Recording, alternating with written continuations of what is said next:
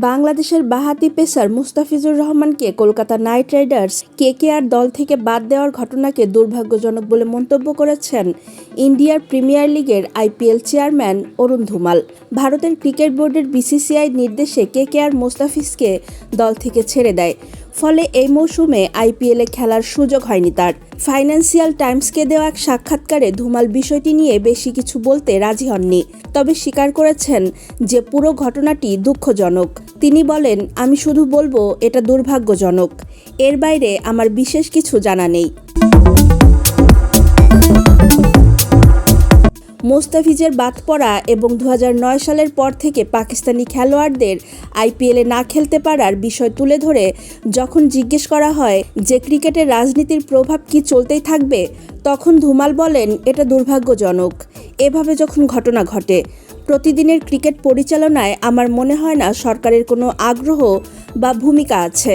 সরকার সামগ্রিকভাবে ক্রিকেটের সমর্থক, কিন্তু হ্যাঁ, কখনো কখনো আমাদের চারপাশে ঘটনা ঘটে এবং সেই অনুযায়ী সিদ্ধান্ত আসে। আমি নিশ্চিত সুবিবেচনা জয়ী হবে এবং সামনে এমনটা হবে না।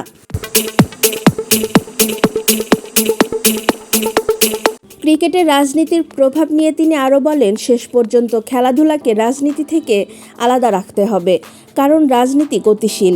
একসময় কিছু ঘটে, 6 মাস পর পুরো দুনিয়া বদলে যায়। নির্বাচন আছে, চাপ আছে, ঘটনা আছে। প্রশাসক হিসেবে আমাদের রাজনীতিতে না জড়িয়ে ক্রিকেটের বড় চিত্র ও স্বার্থকে সামনে রাখতে হবে। একই সময়ে আমরা বৃহত্তর কাঠামোর অংশ। সরকার কিছু সিদ্ধান্ত নিলে সেটাই চূড়ান্ত। তাদের দৃষ্টিভঙ্গি যে কোনো ক্রিকেট প্রশাসকের চেয়ে বড় ও সামগ্রিক। আমাদের মনোযোগ থাকতে হবে খেলার স্বার্থে।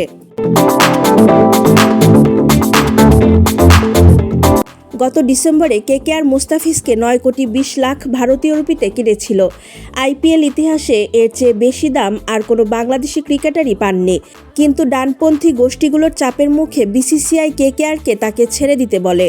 এ ঘটনা আরও বড় সমস্যায় রূপ নেয়। বাংলাদেশ ক্রিকেট বোর্ড বিসিবি নিরাপত্তার কারণ দেখিয়ে 2026 আইসিসি পুরুষ টি20 বিশ্বকাপের নিজেদের ম্যাচগুলো ভারত থেকে সরিয়ে নেওয়ার দাবি জানায়। আইসিসি সেই দাবি প্রত্যাখ্যান করে। পরে বাংলাদেশকে সরিয়ে স্কটল্যান্ডকে টুর্নামেন্টে নেওয়া হয়। এদিকে মুস্তাফিজ পাকিস্তান সুপার লিগে পিএসএল যোগ দিয়েছেন। লাহোর কালান্দার্স তাকে 6 কোটি 44 লাখ পাকিস্তানি রুপিতে কিনেছে।